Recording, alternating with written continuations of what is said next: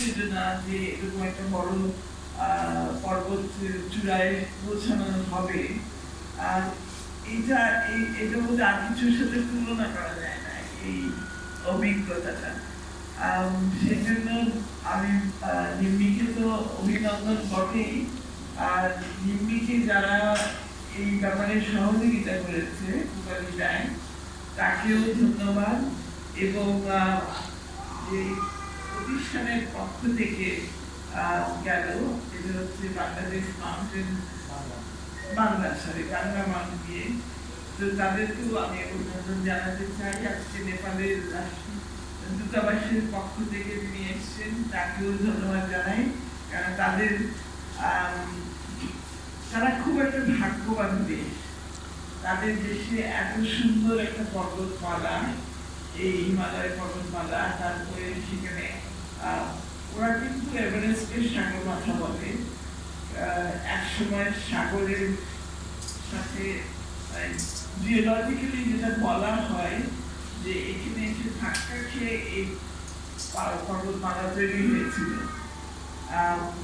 যাই হোক, সেটা আমি নিজের ভূগোলের ছাত্রী না, আমাদের ভালো করে বলতেও পারবো না, কিন্তু একটা মেরেকল তো বটে। এবং সেই মেরেকলকে নিয়ে আজকে নিম্মিও একটা মেরেকল করে আসলো।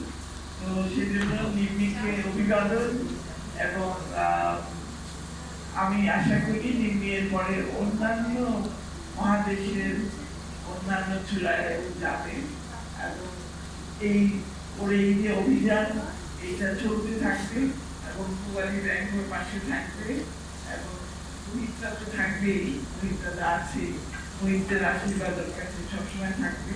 আমাদেরও বাংলাদেশের নারী আন্দোলন, আমরা অনেক ইস্যু নিয়ে হয়তো যুদ্ধ করছি, সবসময় সফল হচ্ছি না। আর বিশেষ করে নারীর উপর যে অবদমন এবং সহিংসতা, সেগুলো নিয়ে আমরা, সেটাই আমাদের নিত্যকার একটা লড়াই। তো সেই জায়গায় যখন নিম্মির মতো একটা মানুষ, যে নাকি বিশাল এবং অসীম সাহসের পরিচয় দেয়, ওইটা আমাদেরকে কি বলবো, আমাদেরকে এনার্জি দেয় যে আমাদের লড়াইটা যে আমরা করছি। আমরাও মাঝে মাঝে হতাশ হয়ে যাই যে এত লড়াই পরেও কিছু তো করছে না। এবং এটা নিয়ে আপনারা দেখছেন যে শিশুদের উপর যে ধরনের বিভৎস নির্যাতন হচ্ছে, এবং নির্যাতনের পরে হত্যাও করা হচ্ছে। এগুলো নিয়ে বেশিরভাগ সময় তো মনটা খারাপ থাকে।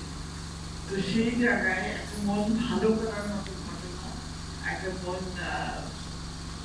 আনন্দে ভরে ভরে যাওয়ার একটা ঘটনা আমাদের জন্য বিশেষভাবে আসলে গুরুত্বপূর্ণ। এবং সেই জন্য ওকে আরেকবার ধন্যবাদ জানিয়ে আমরা সবাইকে ধন্যবাদ দিয়ে বিশেষ করি।